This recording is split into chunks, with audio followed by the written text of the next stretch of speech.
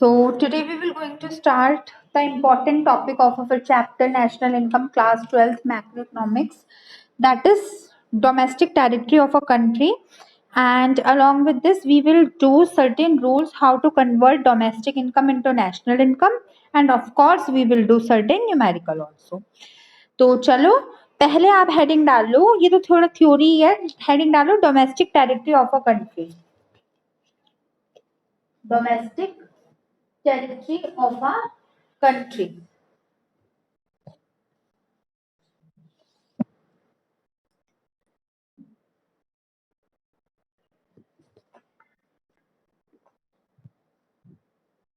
डाल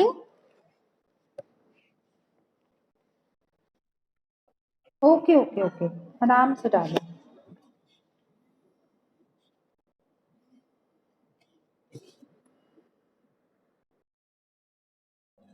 ओके बच्चा, अब आप मुझे बताओ what is the meaning of territory. Boundary, very good. और domestic territory of a country, what is the meaning of it by the name. नाम के अनुसार इसका क्या मतलब हुआ.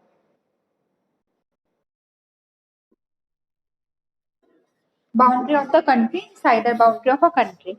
अब मुझे बताओ हम domestic territory of a country क्यों पढ़ रहे हैं, क्या ऐसे नीड आ गई जो हमें ऐसा पढ़ना पड़ेगा.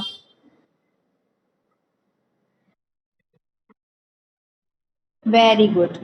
To consider about domestic income, to consider how we can calculate our national domestic income, it is very much necessary to know about what is the meaning of domestic territory of a country.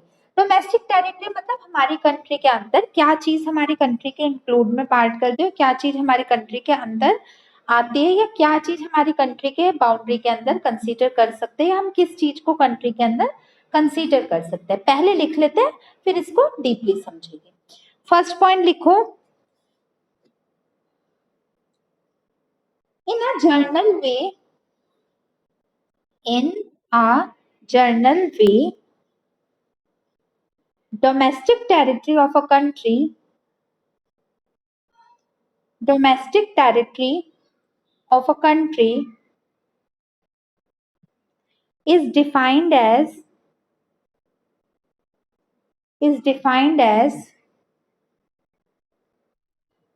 the political territory of a country, the political territory of a country. Next point. But if we talk about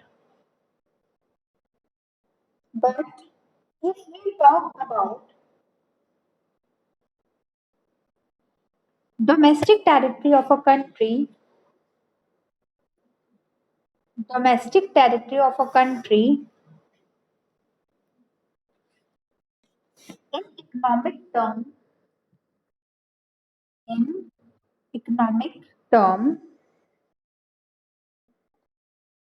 then it is defined as it is defined as geographical territory within it is defined as geographical territory which is governed by the government, which is governed by the government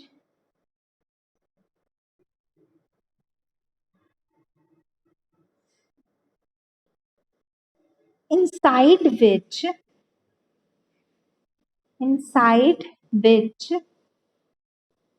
persons, goods, goods and capital can be circulated,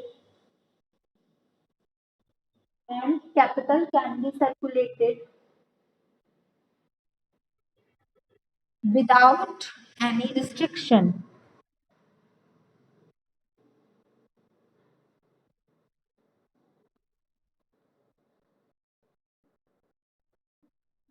Then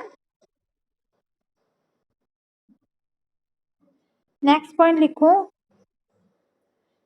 Under domestic territory of a country, under the domestic territory of the country,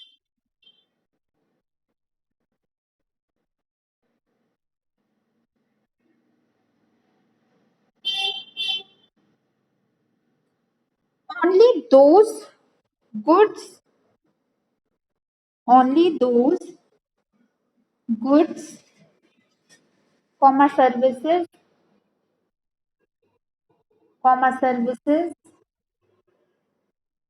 and and capital are included,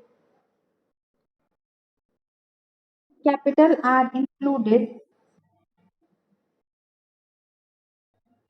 which are which are generated generated within the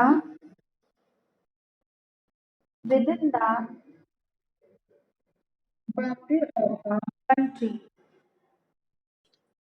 within the boundary of the country. Full stop.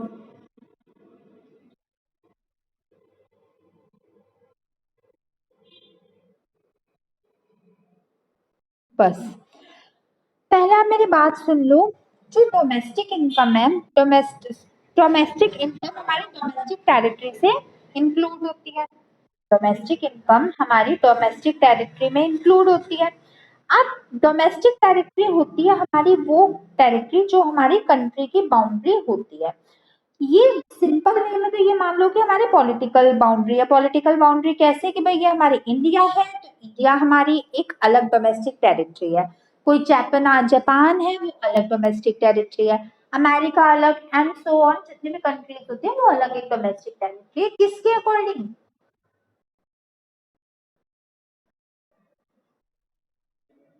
किसके according?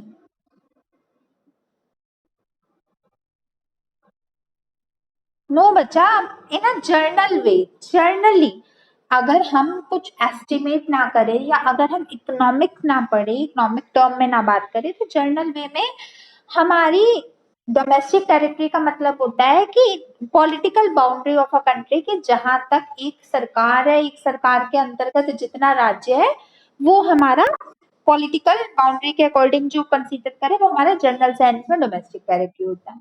But अगर इसी चीज को हम ले जाए अपने economic term में, तो इकोनॉमिक टर्म में हमारी डोमेस्टिक टेरिटरी कहलाते हैं वो एक जोग्राफिकल एरिया। जोग्राफिकल एरिया मतलब वो एरिया जो हमारा ग्लोब में हमारे पास है, जहाँ पे हमारी कोई भी रिस्ट्रिक्शंस के बिना सारे इंसान, गुड्स और कैपिटल आपस में सर्कुलेट हो सकते हैं।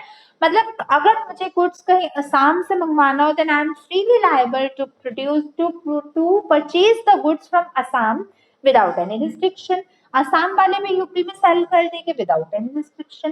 कोई ऐसी रिस्ट्रिक्शन नहीं होती, कोई ऐसी बाउंड्री नहीं होती। ऐसा जोग्राफिकल एरिया होता है जहाँ पे हर बंदा फ्री होता है अपनी पसंद की चीजों को लेने में, बाय करने में, सेल आउट करने में और अपनी पसंद की ट्रेडिंग करने में। कोई उनके ऊपर रिस्ट्रिक्शन नहीं होता। हाँ, अगर तुम अगर बाहर जाओगे या यहाँ से बाहर निकलोगे तो तुम्हारे ऊपर उतने ही रिस्ट्रिक्शन होगी। समझ गए? अब एक हेडिंग डालो, क्वेश्चन टाइप की हेडिंग है, मतलब है तो क्वेश्चन ही है, आप क्वेश्चन ही लिख लो। Do we have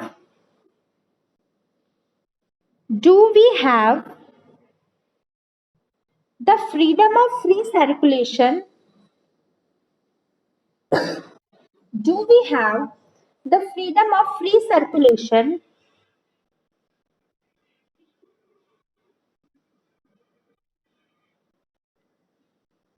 freedom of circulation in the embraces of foreign countries located in India? In the embraces of foreign country, company लिख लो, हमेशा embraces की बजाय कंपनी लिख लो। In the company of foreign country located in India या located in abroad। ये शायद आपको समझ नहीं आया होगा। क्या लिखा आपने ये बता दो, कहाँ से मैं दोबारा बोलूं।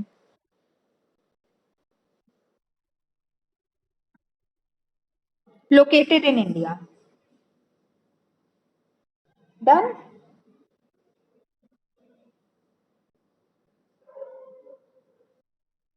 इसका मतलब आप बताओगे क्या मतलब है इस बात का?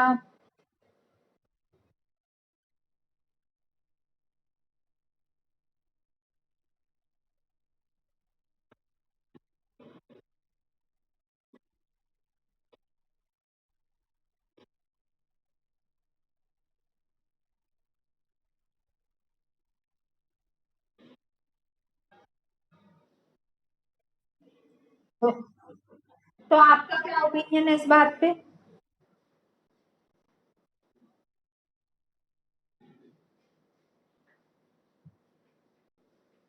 मैं आपको एक बार इस क्वेश्चन का मतलब बताती हूँ।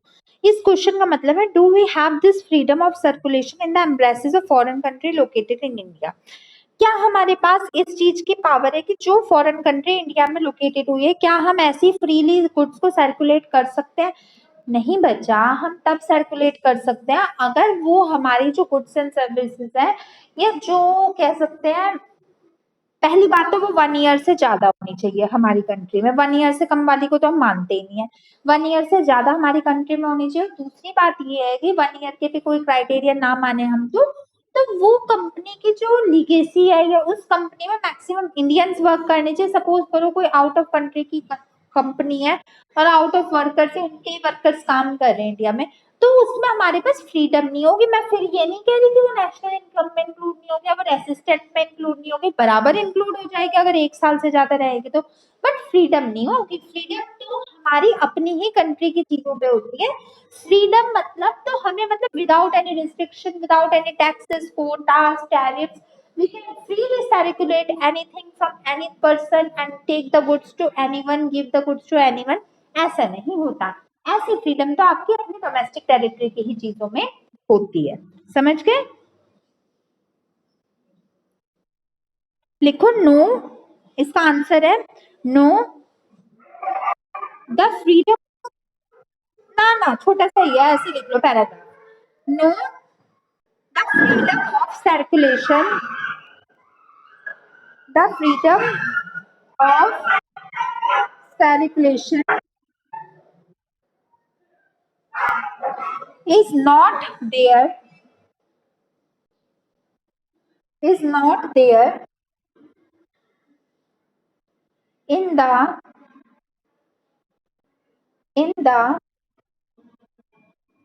foreign country, foreign embraces, in the foreign embraces, like like that of domestic territory।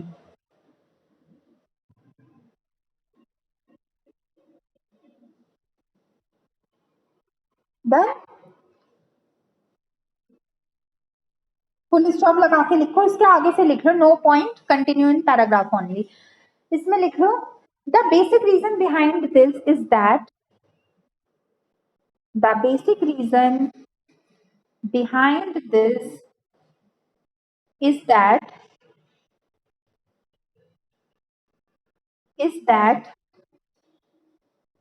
every country run according to the,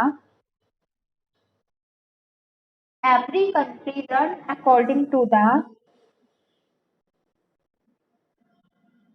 rules and regulation made by their country, rules and regulations made by their country। Full stop. अब एक next question डालो।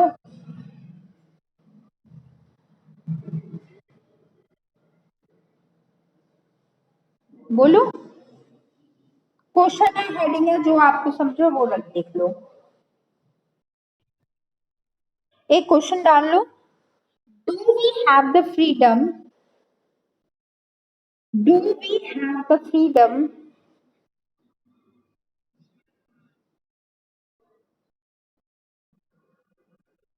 of circulation,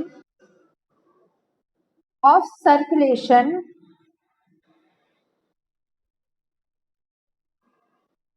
Do we have the freedom of circulation in Indian company located in abroad? In Indian company located in abroad? Done.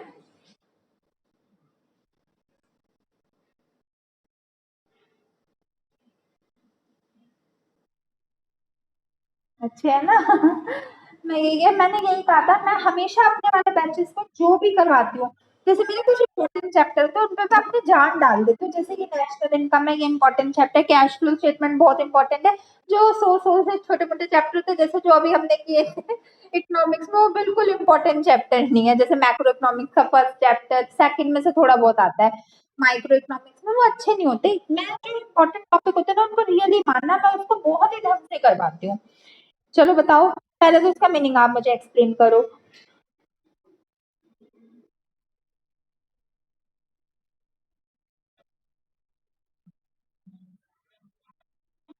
हाँ हाँ बताओ, पहले तो बताओ होगी या नहीं होगी, आपका क्या ओपिनियन है।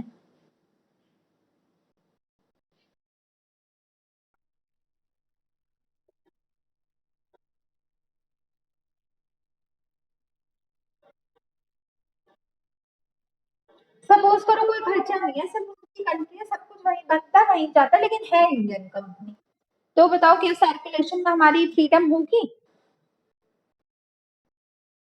होगी, बिल्कुल होगी। क्यों? क्योंकि कंट्री तो इंडिया है ना, रूल्स एंड रेगुलेशन तो हमारे हैं ना, हमारी मर्जी, हम जैसे चाहे मर्जी करें, रूल्स तो हमारे हैं, तो बिल्कुल होगी। मतलब बात यही है, अपनों पे हक होता है, परायों पे हक नहीं होता। तो अपनी कंट्री है तो कंपनी की कंट्री है तो अपनों पे हक है, पराई कंपनी से हमारा हक नहीं है, भले ही वो इंडिया में आके, भले ही हम वहां पे जाके, लेकिन बनाए रूल्स एंड रेगुलेशन तो इंडिया के ही हो गए ना। Very good. लिखो यस आंसर, ये कोई पॉइंट में मत लिखो। Yes, the country will enjoy the country will enjoy the freedom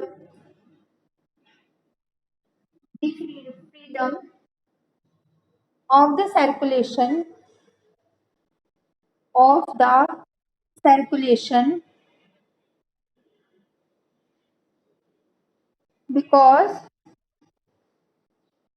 because the rules and regulations the rules and regulations governed by governed by the country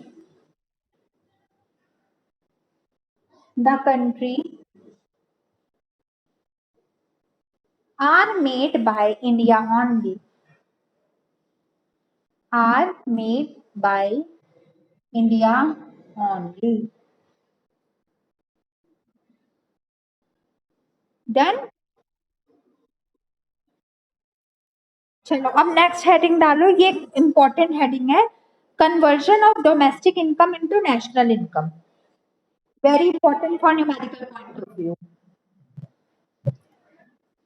conversion of, इस पे एक important IMP जैसे बच्चे लिखते हैं ना, तो इंपॉर्टेंट भी लिख लेना अलग से। Conversion of domestic income into national income.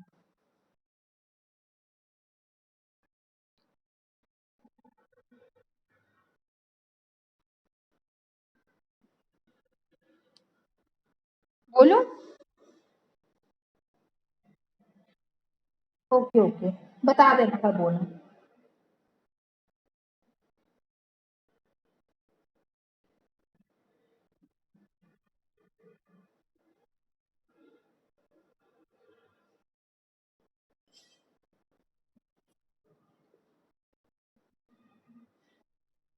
चलो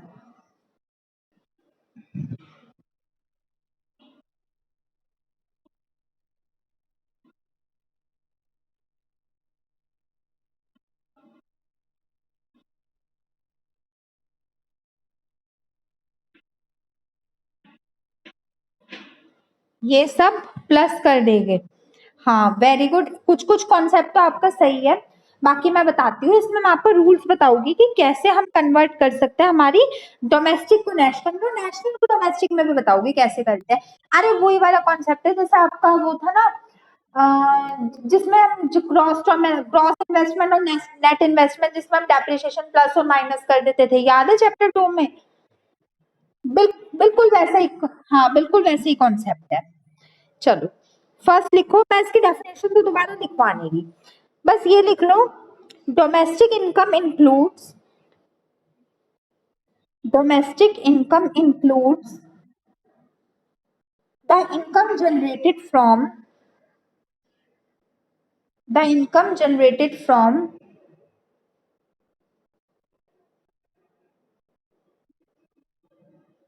factor income of a country, factor income of a country, full stop, next point, बोलो,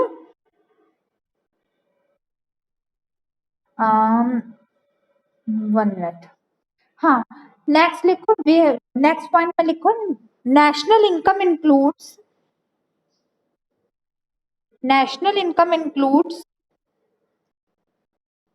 the income generated from all the sources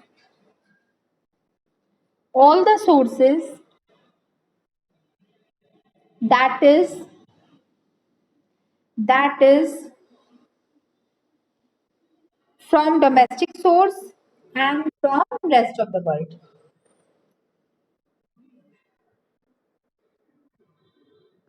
and from rest of the world.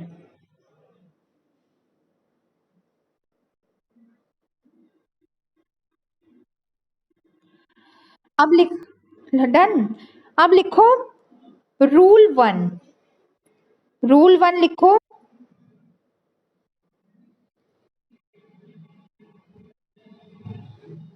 बोलू,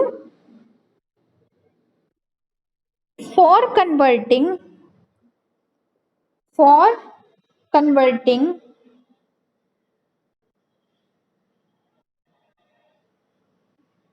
domestic income into national income,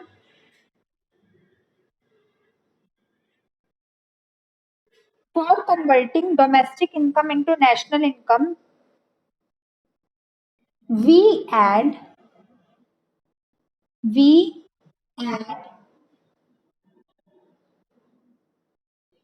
FIA in it, NFIA, इसको मैं अलग से भी definition लिखवाऊंगी। चलो NFIA की, हाँ बच्चा, फुल कैपिटल में, N capital, F capital, I capital, A capital, NFIA इसे कहते हैं, वैसे निफ्या और निफ्टा इन्हें कहते हैं। लिख लिया मैंने, NFIA लिख लिया, और इसके ब्रैकेट में लिखो, निफिया के ब्रैकेट में इसको कहते हैं net factor income from abroad, net factor income from abroad, इसमें फ्रॉम का एफ नहीं आता, शॉर्ट फॉर्म में लिखा इसका NFIA ही जाता है, net factor income from abroad. अब एक बार मुझे पूरा सेंटेंस बोल दो मैंने क्या लिखवाया था।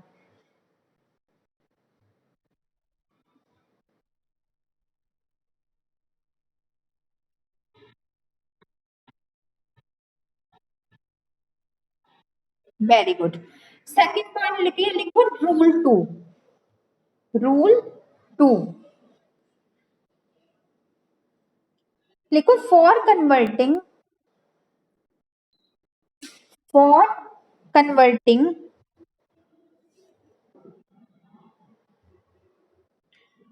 National income into domestic income. अब मेरी ईशा बताएगी इसमें हम क्या करेंगे।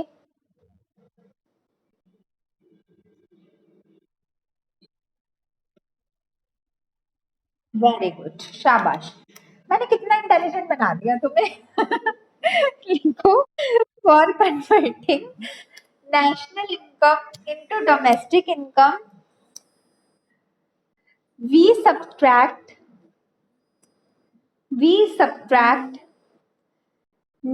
NFIA, और वो ब्रैकेट में मन हो तो लिख लो, नहीं मन हो तो मत लिखो। वी सब्सट्रैक्ट निफिया, मैं इसे निफिया बोलती हूँ, NFIA निफिया from it.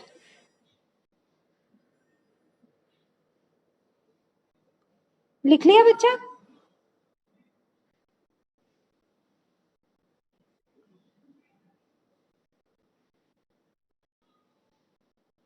Done? Okay, लिख लो।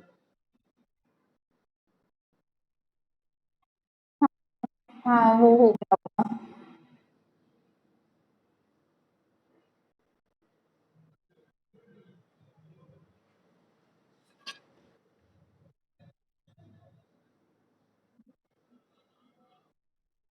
डन?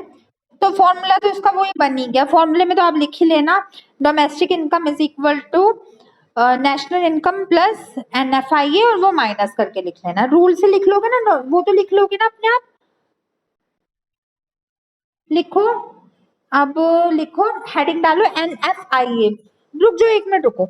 अगर ये अलग से होगा बड़ा है तो मैं इसको नहीं लिखवाऊंगी, तभी लिखवा लूंगी। चलो लिख लो, आप हेडिंग डाल लो NFIA की।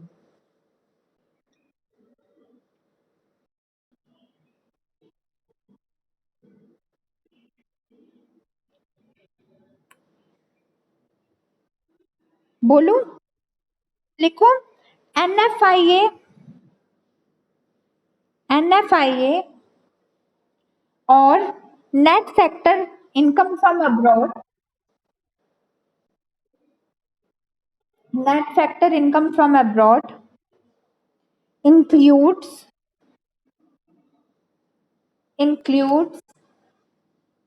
all the income generated by all the income generated by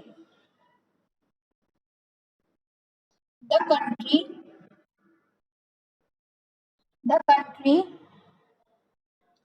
from the rest of the world sector, from the rest of the world sector, and and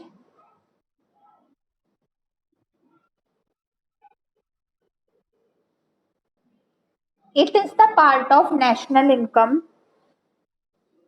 it is the part of national income, so it must be considered properly, so it must be considered properly because because national income is equal to national income is equal to domestic income plus NIFIA, domestic income plus NIFIA। Done?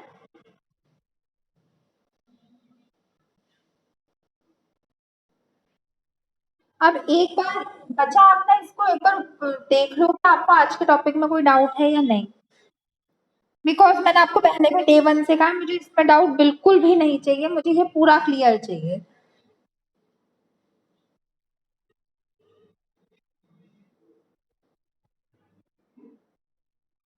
Clear है? आप कुछ homework के numerical question लिखो, numerical homework के, easy easy आप खुद कर लोगे। कल भी मैंने केस स्टडी करी थी बट मैं दे नहीं पाई, बट आज मैं पहले यहीं पे ही दे देती हूँ। लिखो होमवर्क के न्यूमेरिकल क्वेश्चंस। लिखो, find domestic income, find domestic income if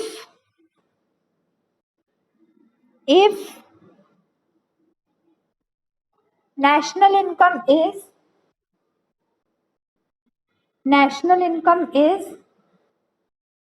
62,500 and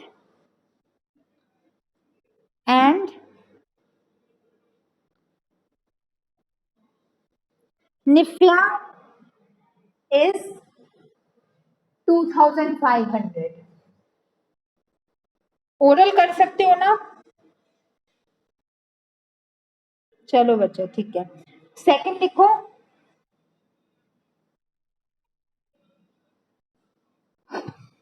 Find Nifya. Find Nifya. If national income is 1 lakh, if national income is 1 lakh and domestic income is 90,000